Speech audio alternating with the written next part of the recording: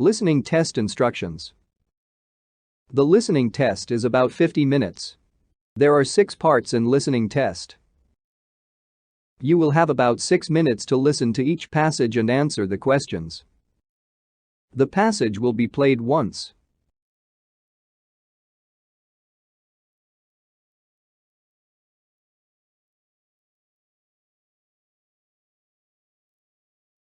Hey, you look concerned. What's on your mind? The final exam. I'm not fully prepared yet. Well, don't worry too much. You still have 3 days. Yeah, but 3 days will fly past in a wink. Well, you still have time to cram things in your brain anyway. Question 1. Why is the man looked worried?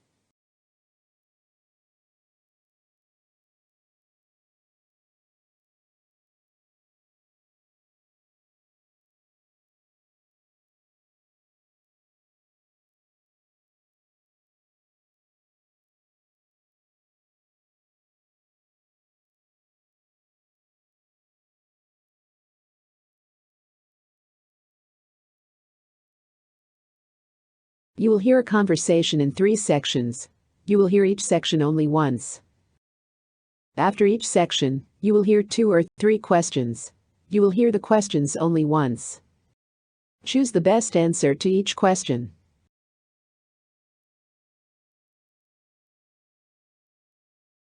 Good morning. How can I help you today? Morning. I'm planning to travel to Greenfield today, and I wanted to check the bus schedule. Sure, I can help. Are you looking for a specific time to leave or just the general schedule? I need to reach Greenfield by noon, so I guess the earliest bus that can get me there before then. All right, let me see. The bus from here to Greenfield usually takes about 2.5 hours. That means you'd need a bus leaving no later than 9:30 a.m. I see. Do you have buses that depart around 8:30 or 9 a.m.? Yes, we have a bus at 8:15 a.m., 8:45 a.m., and another at 9:10 a.m. However, the 9:10 might be cutting it a bit close for a noon arrival. Okay. I think the 8:45 a.m. sounds perfect. Is it usually on time? Yes, the 8:45 a.m. service is generally punctual. Occasionally, there can be minor delays, but nothing major. That's good. And do I need to book in advance, or can I just buy the ticket at the station? You can buy it here at the counter, but if you want to be absolutely sure of a seat, booking online or reserving at the counter is safer. Question 1.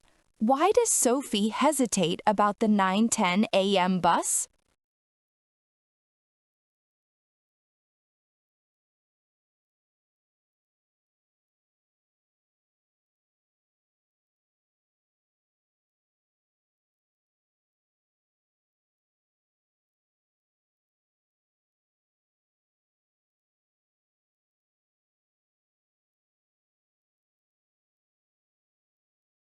Question 2. What does Sophie's calculation suggest about her role?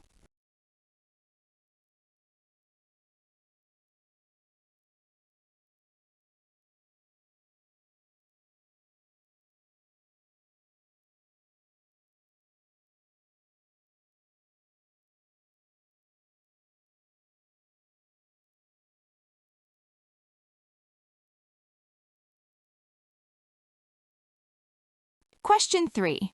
What does Sophie imply about buying tickets at the station?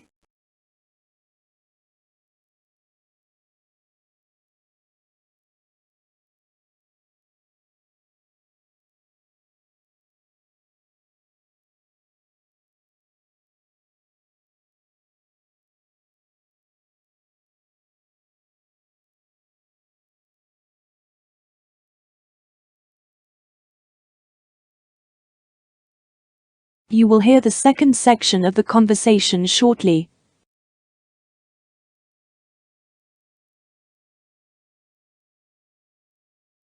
All right, I'll reserve it then. Another question. Are there any express buses, or do they all stop at every station? The 8:45 a.m. is a semi-express bus. It stops only at major stations, so it's faster than the regular ones. Perfect. That's exactly what I need.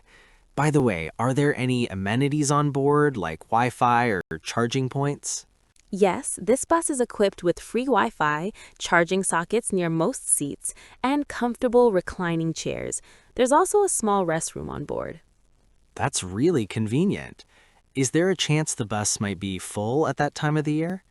During weekdays, it's usually not a problem, but weekends and holidays get crowded. Today being a weekday, you should be fine. Great. And in case there's a delay, is there a way to get notified? Absolutely. If you book online, they'll send you SMS updates about delays or changes. You can also check the real-time status on our station display or website. That's very helpful, Sophie. I appreciate it. Just to confirm, the bus will leave exactly from this platform. Yes, Platform 3. We recommend being here 15 minutes early so you have enough time to board comfortably. Question 4. Why does Sophie reassure David about availability today?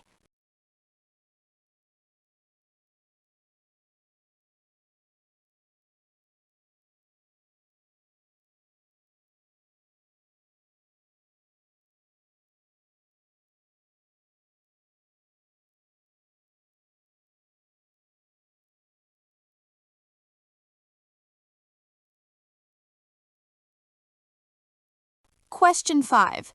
Why are multiple update methods mentioned?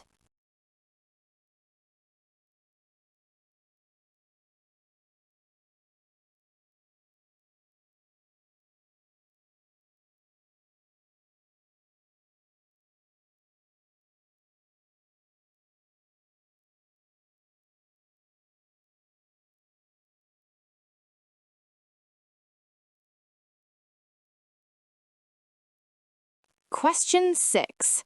Why does Sophie confirm the platform number explicitly?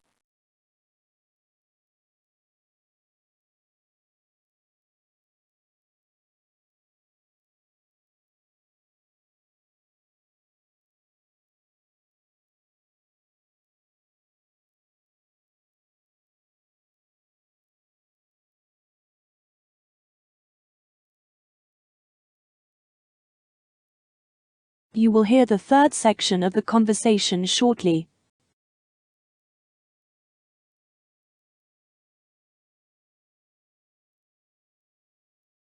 Got it. I'll make sure to be here by 8:30 a.m. What about luggage? Can I take a suitcase with me? Yes, each passenger can bring one large suitcase and one small carry-on. There's storage underneath the bus for the bigger bags. That's perfect. Also, is there any limit on the number of passengers with pets? Small pets are allowed if they're in carriers, only one per passenger, and you'll need to pay a small fee. Good to know. And one last thing. In case I miss this bus, what's the next available one? The next bus to Greenfield after 8:45 a.m. is at 9:10 a.m. and then 9:40 a.m. But the 9:10 is almost at capacity now, so your safest option is to stick with the 8:45 a.m. Understood. I'll reserve my seat for the 8:45 a.m. bus then. Thank you so much, Sophie, for all the detailed information. You're welcome, David. Have a pleasant trip to Greenfield and don't hesitate to ask if you need any assistance at the station. Thanks again. I feel much more prepared now. Question 7. What does the luggage policy suggest about the bus service?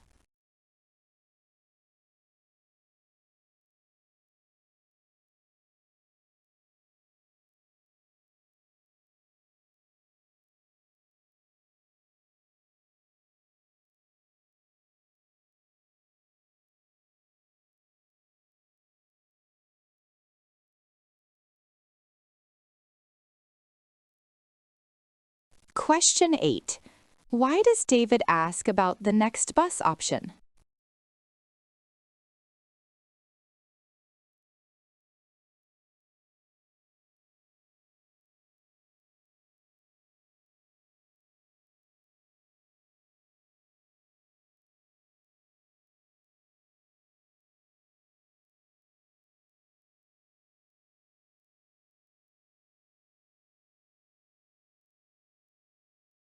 You will hear a conversation followed by 5 questions. Listen to each question. You will hear the question only once.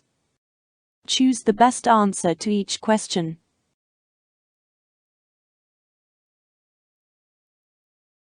Hey Clara, do you have a minute to talk about the meeting schedule for next week? Sure, Ryan. What's going on? So I just noticed that the marketing team scheduled our project meeting at the same time as the client call. I'm not sure how to handle it. Oh, I see. That's a bit tricky. Do you know if the client call time is flexible at all? I checked with them earlier today. Unfortunately, the client is only available on Tuesday afternoon. They can't move it. All right, that makes sense. What about our internal meeting? Can we shift it by an hour or so? I already asked the marketing team, but they said most people are booked the whole day. Some of the senior members really can't change. Okay. How important is it for all of us to attend the internal meeting live? Could we record it or take notes for those who can't make it? That's actually a good idea. We could use Zoom to record it, and everyone can watch it later, but I worry that some of the discussion points need live input. True. Maybe we can split the meeting into 2 parts. We could handle the most crucial agenda items before the client call and cover the remaining points afterward. That way, both meetings can happen without overlapping too much. That might work. I think the team will appreciate not missing anything important. Also, we could send out a quick survey to the team asking which time works best for them for the internal meeting. That way, we get some data instead of guessing. Great idea, Clara. I'll set that up this afternoon. Thanks for thinking through this with me. No problem. It's always better to talk it through than stress over it alone. Absolutely. Oh, one more thing. I need to inform our manager about the plan. Do you think it's okay to just email him with the split meeting proposal? Yes, just explain the conflict, outline the solution, and mention the survey. He'll understand that you're handling it responsibly. Perfect. I'll draft the email now. Thanks again, Clara. You really helped me think this through. Anytime, Ryan. Hopefully this schedule juggling will work out smoothly. Fingers crossed. I'll keep you updated on the responses from the team. Sounds good. Let me know if you need any help with the follow-up. Will do. Thanks. You're welcome. Good luck with the survey and the client call. Question 1. What is Ryan's main concern when he starts the conversation?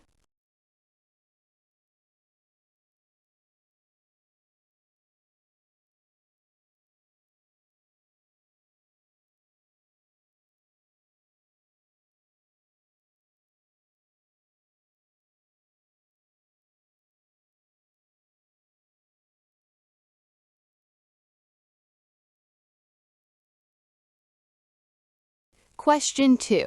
Why does Clara ask about adjusting the external call first?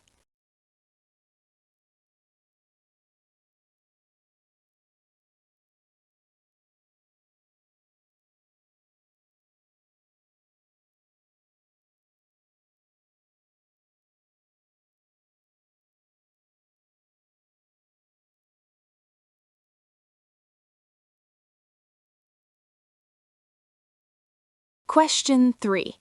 Why does shifting the internal meeting seem difficult?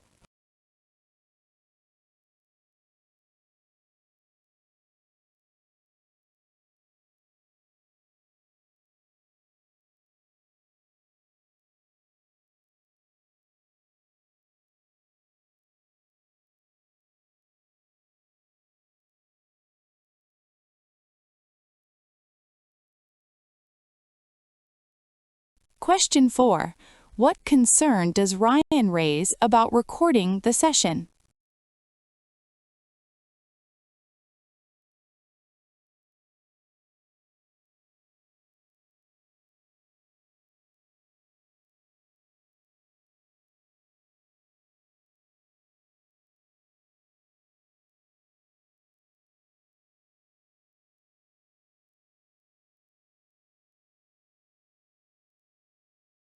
Question 5.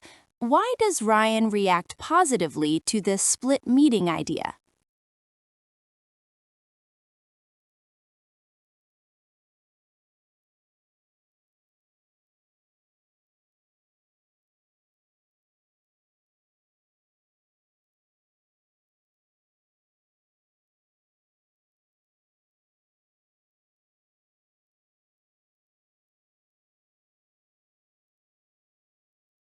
You will hear a conversation followed by 6 questions. Listen to each question. You will hear the question only once. Choose the best answer to each question.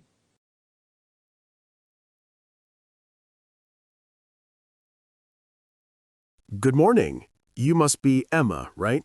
I'm Lucas, the campsite ranger here at Pinewood. Yes, that's me. Nice to meet you, Lucas. I just arrived yesterday and wanting to check in about camping regulations. Absolutely.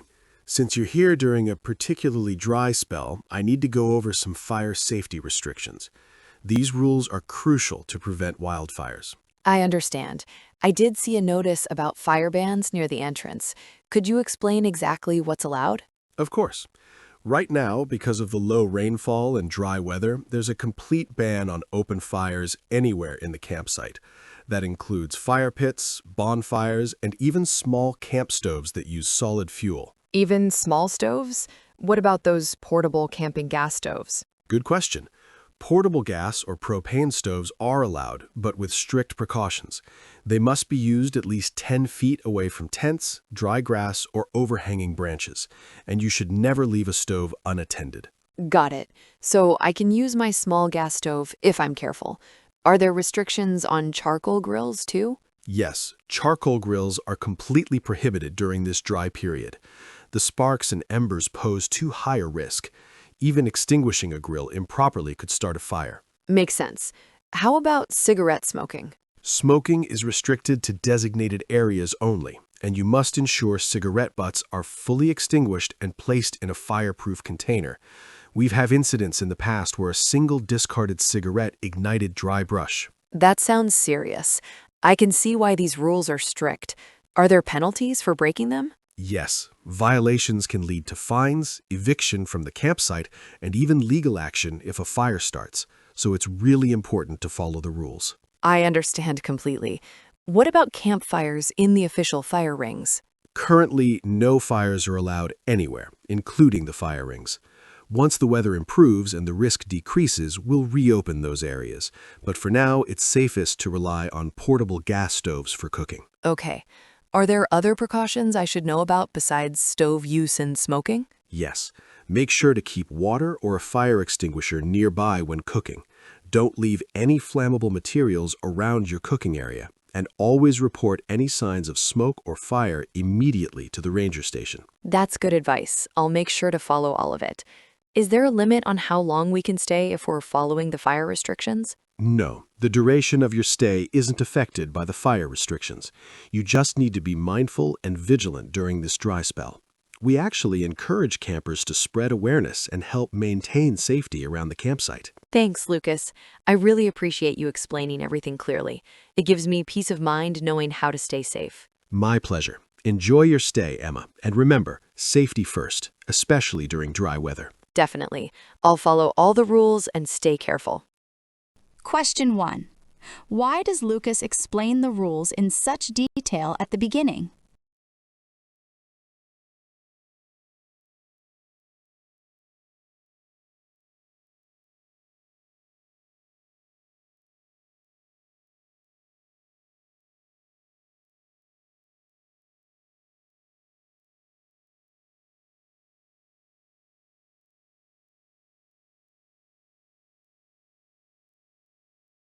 Question 2.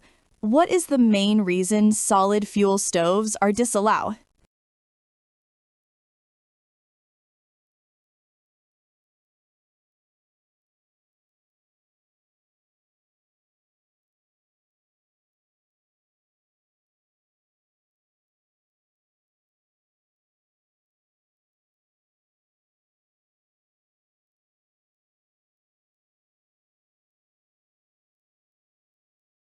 Question 3. What does Lucas imply by allowing gas stoves only with conditions?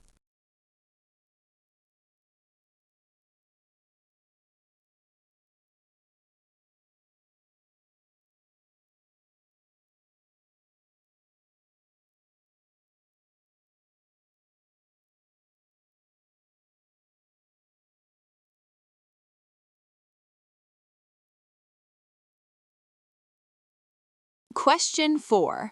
What does Lucas suggest about unattended cooking?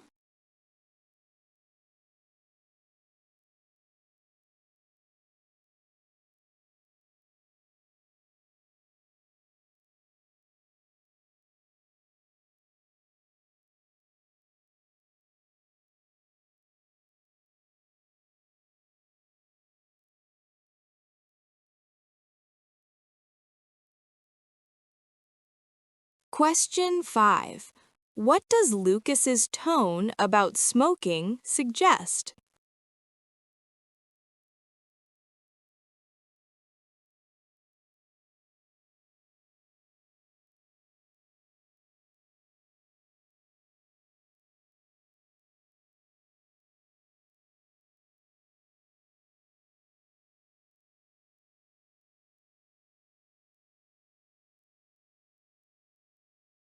Question 6. What is the purpose of mentioning penalties?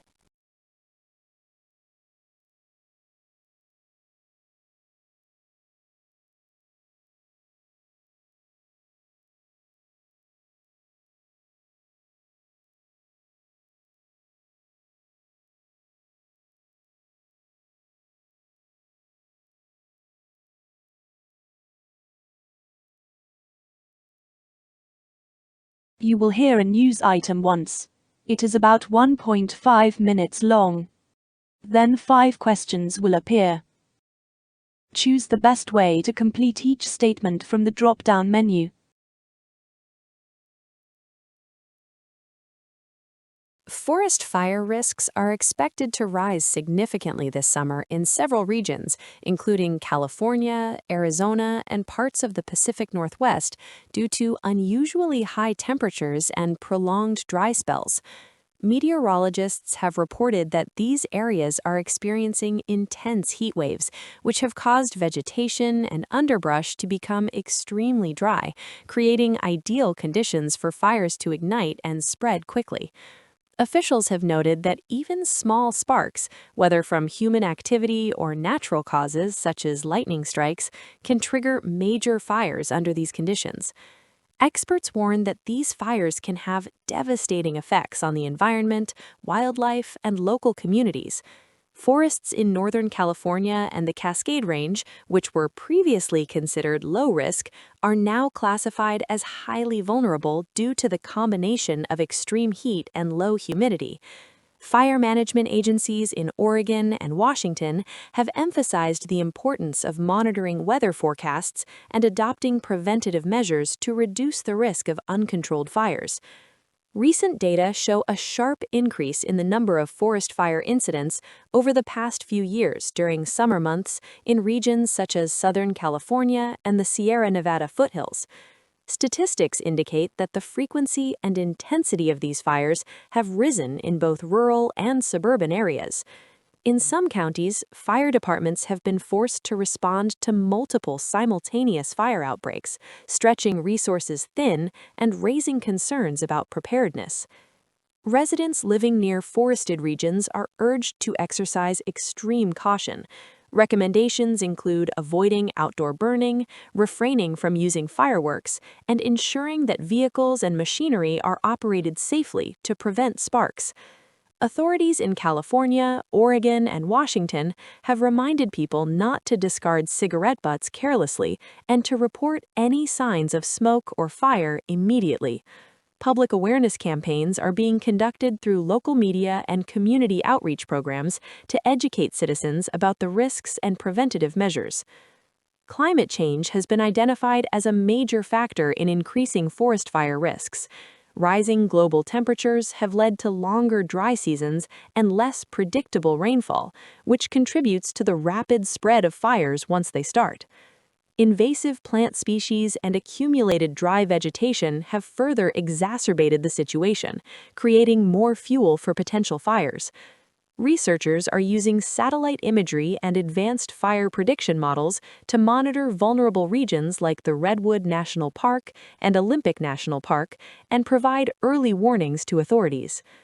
Firefighters and emergency response teams are preparing for the season by increasing manpower, conducting training exercises, and ensuring that equipment such as fire engines, water tankers, and protective gear are ready for deployment.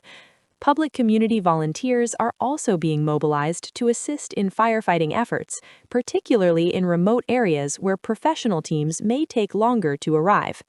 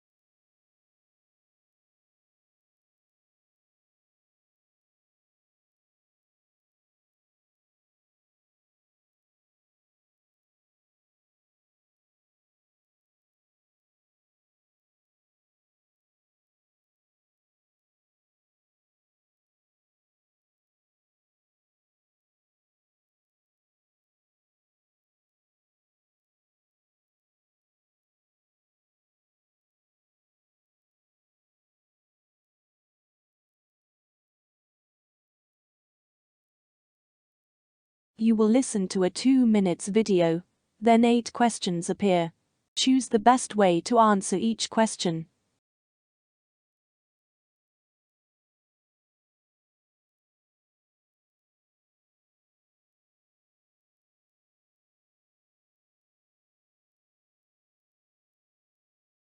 Thank you all for coming. As you know, the city is considering adding a dedicated bike lane along Maple Street. We'd like to hear your perspectives before making any decisions. I'll start. Honestly, I think the bike lane is long overdue. Maple Street is busy, and cyclists have no designated space. I've seen near accidents more times than I can count. This is a safety issue, not just for cyclists, but for drivers and pedestrians too. I get your point, Sarah, but my concern is that we are already short on parking. If we add a bike lane, we lose at least one side of street parking. Where are people supposed to park, especially during peak hours? I think both of you raise fair points, but I'm not convinced we have enough information to support or oppose this right now. Do we even have recent traffic data? What percentage of residents bike regularly? Has there been a survey? Good questions, Monica. We've collected some preliminary data, but it's limited. We do have reports of increased bike usage citywide, and Maple Street has been flagged as a high-priority corridor. Well, we can't keep waiting for perfect data. People are getting hurt. Every delay means we're gambling with someone's safety.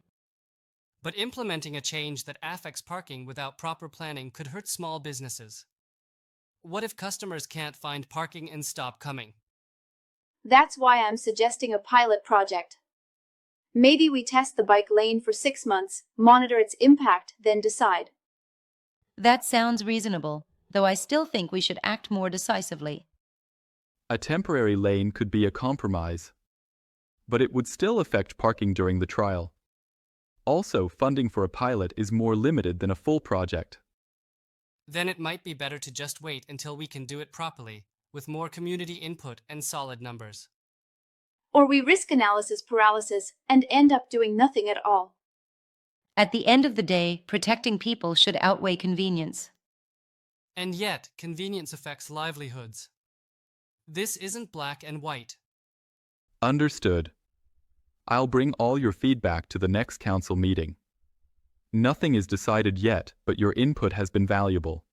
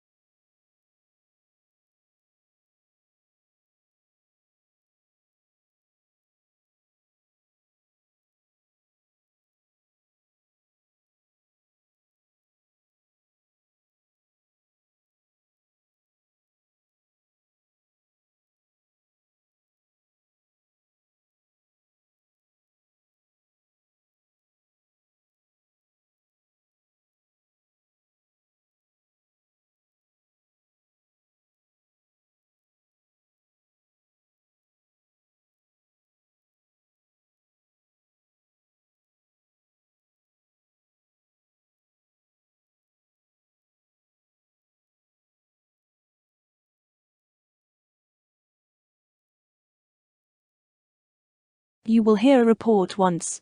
It is about 3 minutes long. Then 6 questions will appear. Choose the best way to answer each question from the drop-down menu.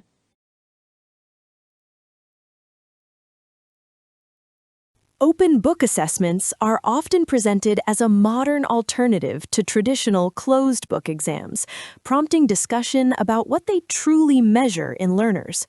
Many believe these assessments are closer to real-world situations where individuals are rarely expected to rely solely on memory. Instead, success depends on understanding information, selecting what is relevant, and applying it appropriately. From this viewpoint, open book exams are thought to test meaningful learning rather than simple recall of facts. A common belief is that open book assessments evaluate higher-order thinking skills. When students know they can access notes or textbooks, the emphasis shifts away from memorization toward comprehension. Preparation involves understanding concepts, recognizing relationships between ideas, and anticipating how knowledge might be applied in unfamiliar contexts. In this way, such assessments are seen as testing analytical ability, interpretation, and reasoning, rather than the capacity to remember isolated details. Another perspective highlights problem solving as a key skill being tested. Open book exams often include complex or scenario-based questions that cannot be answered by copying information directly from resources. Students must decide which information is useful, adapt it to the situation, and justify their responses. This process is believed to assess practical judgment and the ability to use knowledge flexibly, skills that are considered valuable beyond academic settings. Some believe that these assessments also test information management. With access to large amounts of material, students must be organized and familiar with their resources. Quickly locating relevant content requires preparation, planning, and structure. According to this view, open book exams measure how efficiently learners can navigate information under pressure, reflecting skills needed in professional environments where time and accuracy matter. On the other hand, critics argue that what is tested depends heavily on exam design. If questions are too direct, the assessment may reward searching skills rather than understanding. In such cases, students who can quickly find answers may perform well even without deep comprehension.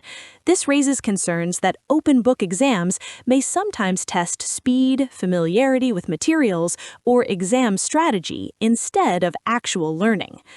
There is also a belief that open book assessments test time management and decision-making under pressure. Students must constantly judge whether to rely on their own knowledge or consult their resources, all while working within strict time limits. This balance can reveal how well learners plan, prioritize, and manage cognitive load during an assessment, offering insight into skills that traditional exams may not capture.